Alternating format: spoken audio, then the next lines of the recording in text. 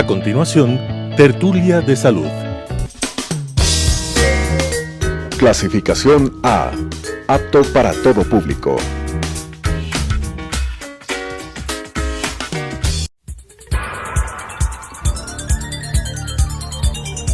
Las opiniones vertidas en este espacio por la producción y dirección del programa son de exclusiva responsabilidad de sus autores y de quienes intervienen en ellos. Telesucesos Canal 29 UHF presenta Tertulia de Salud, un programa enfocado en conocer las enfermedades metabólicas, el enemigo silencioso del siglo XXI, con la conducción del doctor Antonio Naranjo. Tertulia de Salud. Buenos días, muchísimas gracias la oportunidad por iniciar este segmento de Tertulias de Salud, que tiene el propósito de llevar temas de salud, temas médicos de interés para la comunidad.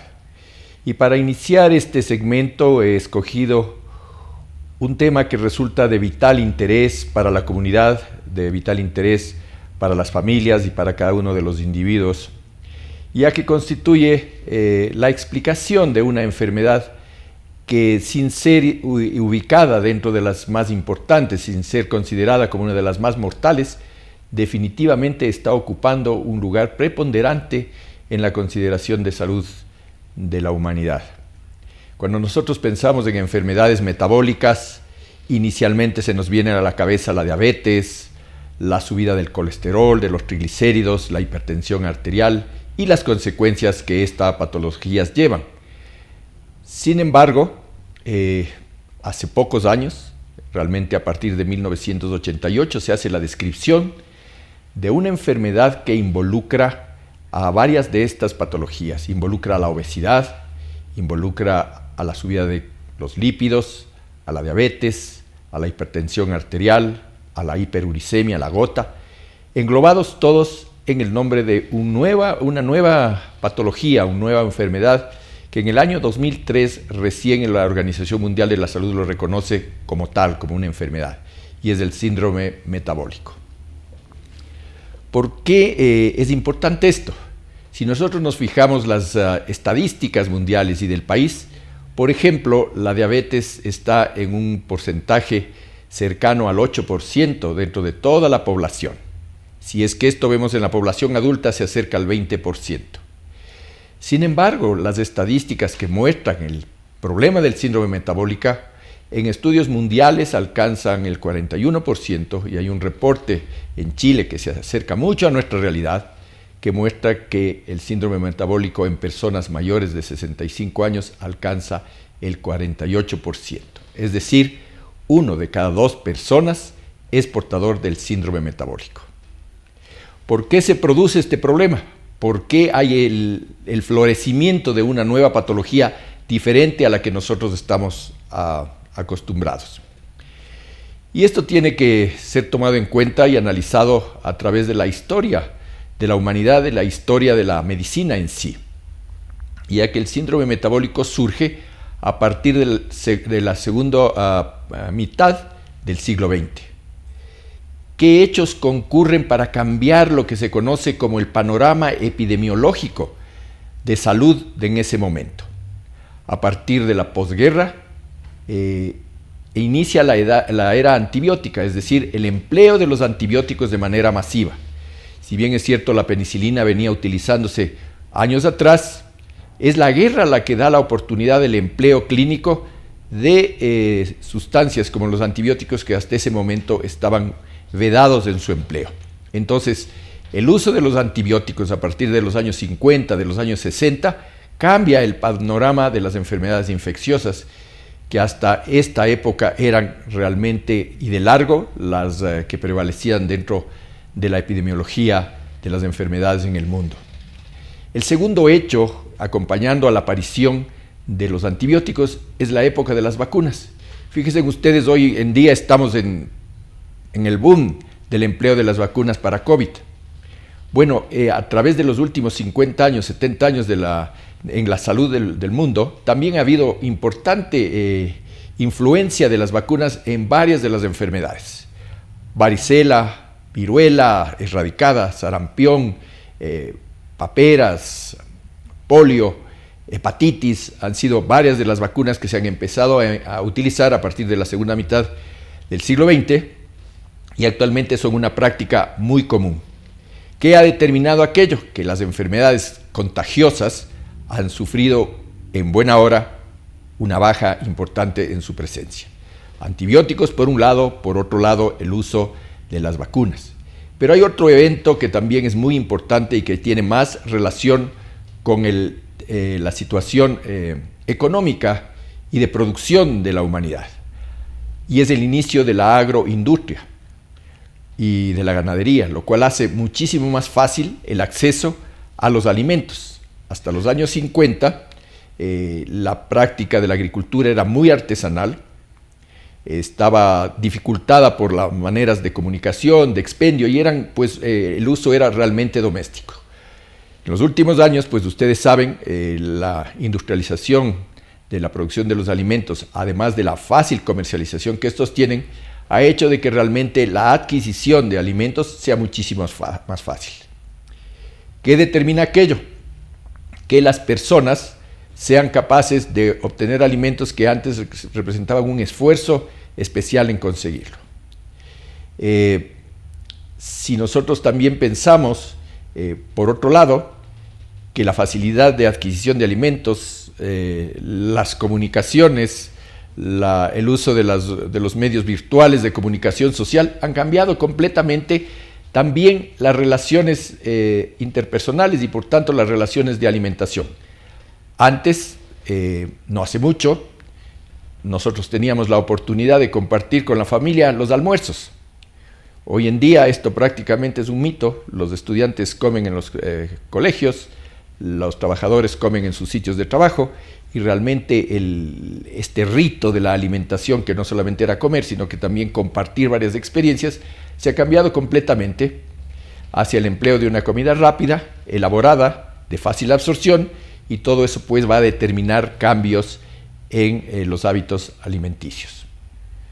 Sumado esto al sedentarismo, y a la gente no camina, y a la gente se dedica a actividades sentado en el cómodo sillón de su domicilio, y es poco pues realmente el impacto que tiene a nivel general, poblacional, porque cuando nosotros vemos si efectivamente hay un movimiento hacia la actividad deportiva, eventos masivos como el Ironman recientemente realizado en la ciudad de Manta, pero frente a ello una gran parte de la población es completamente sedentaria. Entonces, si ustedes se fijan, las cosas positivas, control de las infecciones, y por otro lado, las cosas negativas, el sedentarismo, el cambio de los hábitos alimenticios, determinó que se produzca un importante cambio en la epidemiología de las enfermedades, de ir desde las enfermedades infecciosas hasta la mitad del siglo XX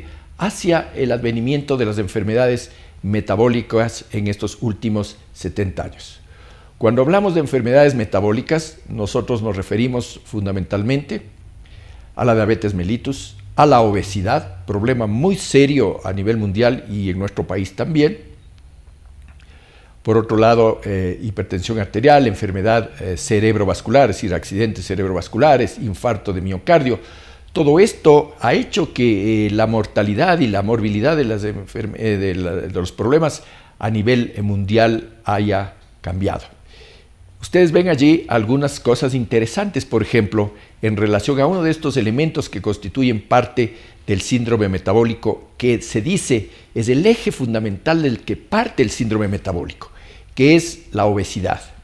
La obesidad no es el exceso de peso. La gente piensa que el exceso de peso es efectivamente el único elemento que constituye parte del diagnóstico de obesidad. Si nosotros pesamos a Mike Tyson en sus mejores momentos, Mike Tyson hubiese sido un obeso dentro de los criterios de que era un peso elevado.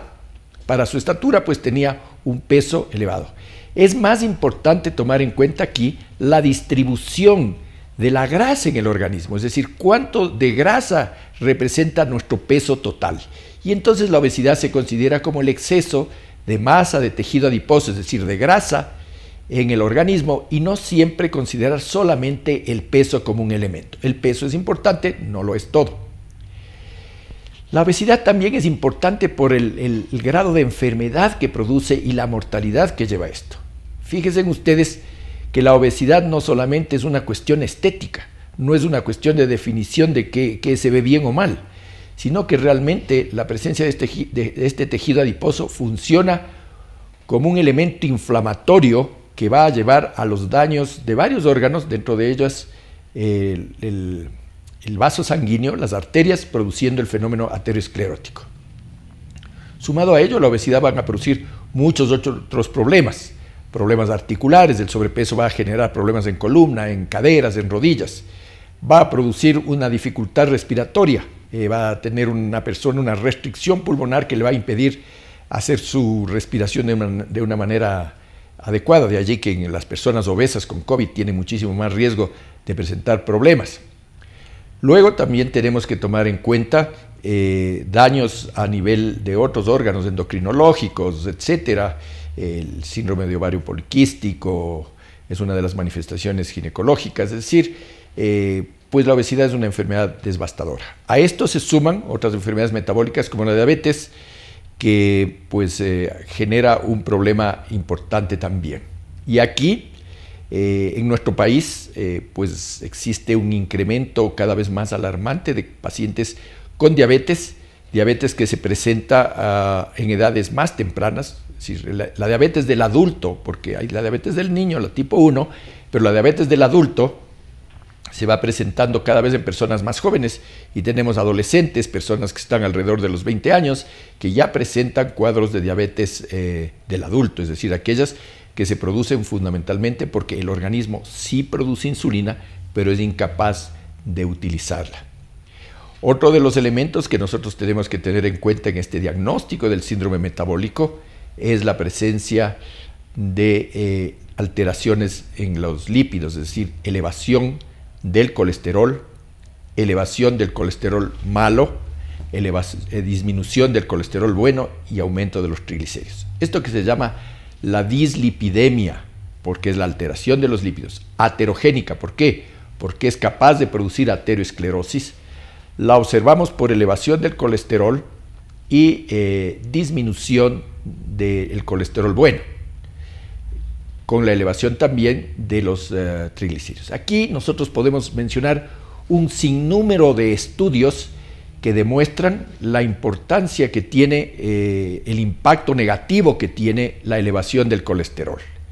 Y probablemente uno de los estudios más importantes y referencia mundial es un estudio que se realizó en la ciudad de Framingham, en los Estados Unidos, que se llama el estudio de Framingham, donde se siguió a la población por varios años y se observó los cambios que se presentaban en cualquiera de las esferas de la salud. Y dentro de ellas se pudo determinar que las personas que tenían mayor riesgo de infarto de miocardio, mayor riesgo de enfermedad cardiovascular, eran aquellas que tenían algunos factores. El primero, el tabaquismo, que es un factor controlable. Segundo, la elevación de colesterol. Luego la hipertensión arterial. Luego otros factores como el sedentarismo, el estrés, la personalidad que se llame, si la personalidad de la persona intensa, como dicen los jóvenes ahora, y pues obviamente factores de tipo genético. Toda esta conjugación, esta suma de factores nos lleva a nosotros a establecer qué persona tiene riesgo. Dentro de ellas, fíjense ustedes en la lista, tenemos a la cabeza, la obesidad, tenemos la dislipidemia, es decir, el aumento de los lípidos, tenemos el aumento de la glucosa, la diabetes y otros factores que se han ido pues sumando a esta enfermedad que es el síndrome metabólico. Pero ustedes han escuchado que es la enumeración de enfermedades que ya se conocía. Pues lo importante del síndrome metabólico es que a un autor norteamericano que se llama Reven se le ocurre decir, bueno, todos estos factores tienen un denominador común. ¿Cuál es el denominador común que lleva a que una persona presente este tipo de problemas de manera simultánea? Y aquí vale la pena mencionar que en la consulta médica, en la consulta clínica, es muy frecuente aquella persona que llega y dice, mire, ¿sabe qué? Estoy con dolores de cabeza en la mañana, no estoy durmiendo bien, ¿a qué se dedica? Soy un ejecutivo, ¿qué ha pasado en su vida? Bueno, pues estoy lleno de trabajo, ya no almuerzo en mi casa, no meriendo porque muchas veces tengo reuniones de trabajo, no he podido hacer ejercicio, intentaba hacer los fines de semana, pero estoy muy cansado y ocupado, y tengo el colesterol un poquito elevado, la glucosa un poquito elevado, y mis hábitos alimenticios no son los mejores. Esta persona es la candidata a síndrome metabólico. Probablemente en ese momento, cuando uno conversa y suma todas las cosas, no llega a tener una enfermedad, pero es la obligación del médico, y es la misma obligación que tengo yo en este momento, de decir que esta persona, este paciente, muy probablemente al paso del tiempo irá desarrollando el síndrome metabólico, que reúne, que engloba a todas estas molestias. La mayor producción de insulina.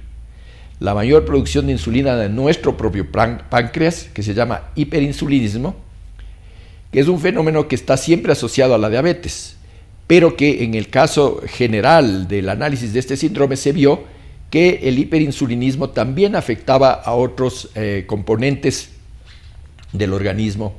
Y es porque nosotros utilizamos en clases con los estudiantes un ejemplo muy fácil. La insulina no puede actuar, no puede entrar a la célula a cumplir su función de metabolismo de los azúcares. La misma manera que sucede, esto se llama resistencia insulínica, es la resistencia que presenta la célula a utilizar la insulina que produce. Entonces, ¿qué sucede? La insulina se queda fuera de la célula, de la misma manera que se queda un estudiante cuando llega tarde a clases. Cerrada la puerta, no puede entrar al aula. ¿A qué se dedica? A molestar afuera. Y empieza a molestar a una aula, a la otra aula, a hacer bulla, a conversar, a comer, etc. Lo mismo hace la insulina. Al no poder entrar la insulina a la célula a cumplir el metabolismo de los azúcares, empieza a molestar a las vecinas. ¿Y quiénes son las vecinas? Las proteínas, las grasas, las catecolaminas, es decir, la adrenalina, la noradrenalina, y les empieza a agitar, les empieza a mover, les empieza a generar problema. Y entonces tenemos, por un lado, que al no haber insulina dentro de la célula, la glucosa se eleva. Al actuar la insulina sobre las proteínas, las moviliza y forma unos derivados que se llaman purinas, que son las que elevan el ácido úrico, moviliza las grasas en sus depósitos y va a elevar los triglicéridos, moviliza las catecolaminas, la adrenalina, la noradrenalina, estas actúan sobre el vaso sanguíneo y produce hipertensión arterial. En ese momento, entonces, este señor dice, miren, el denominador común para esta enfermedad que se llama síndrome metabólico es justamente el hiperinsulinismo y la elevación y la dificultad de actuar a nivel de la célula, y eso se llama resistencia insulínica. Entonces, ¿cuál es la importancia de aquello? Que el tratamiento, la lógica del tratamiento de esta enfermedad no va hacia tratar la diabetes, tratar la hipertensión, tratar la obesidad de manera separada, de manera aislada, sino hacer un esfuerzo porque esa resistencia insulínica disminuya. Y de todos los estudios que se han hecho actualmente, se llega a la conclusión de que el punto más importante del manejo del síndrome metabólico es el sobrepeso y la obesidad. Parecería ser que en esta rueda de eventos que se presenta a través de los años en el individuo, lo primero que nosotros tenemos que combatir es el sobrepeso y la obesidad. A través del combate de este problema, nosotros logramos disminuir la resistencia insulínica, disminuir los niveles de insulina y mejorar de esta manera el control de las otras patologías. Esto no quiere decir que un diabético deba descuidar los cuidados básicos que se debe tener por su enfermedad, que un hipertenso tenga que hacerlo, pero hay un denominador común, hay una lógica común que es la que nosotros tenemos que propender, controlar de una u otra manera. Entonces, el síndrome metabólico, como está descrito, pues engloba estas manifestaciones que son importantes de recalcar y mencionar. Fíjese que el manejo del tema de la alimentación no es fácil. El Ecuador, y yo quisiera hacerles una reflexión para que ustedes piensen lo que está sucediendo en el Ecuador. El Ecuador vive en este momento lo que se denomina una paradoja epidemiológica. ¿Qué significa aquello? Nosotros traemos problemas que se originaron por ser un país en desarrollo, uno de ellos, la desnutrición. Pero por otro lado, si bien no hemos superado completamente aquello, tenemos problemas de país desarrollado, como es el sobrepeso y la obesidad. Si ustedes se ponen a pensar, y yo me pongo en el puesto de la ministra de Salud, y digo, tengo que hacer un programa de salud escolar, de alimentación escolar, y tengo en la misma aula chicos que tienen desnutrición y chicos que tienen sobrepeso y obesidad. Hoy se sabe, hay estudios locales que dicen que el 15% de la población escolar de Quito tiene sobrepeso, tiene obesidad. Entonces fíjense en el momento en que tiene que desarrollar un programa de salud escolar, ¿a quién tiene que solucionar? ¿Al desnutrido o al obeso? Se constituye realmente un problema de salud muy importante, lo que se denomina la famosa paradoja epidemiológica, que es uno de los grandes desafíos a nivel de la salud pública del Ecuador y mundial. Yo quería de esta forma pues hacer una introducción a lo que es las enfermedades metabólicas, para tener la oportunidad a futuro de hablar un poco más en detalle de cada uno de estos elementos y cómo a través de la historia de la humanidad esto se ha ido marcando desde el punto de vista genético hasta desde el punto de vista clínico y epidemiológico.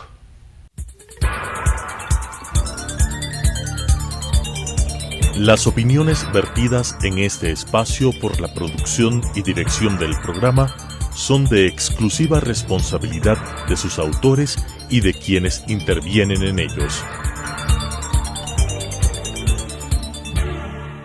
Telesucesos Canal 29 UHF presentó Tertulia de Salud, un programa enfocado en conocer las enfermedades metabólicas, el enemigo silencioso del siglo XXI, con la conducción del Dr. Antonio Naranjo. Tertulia de Salud.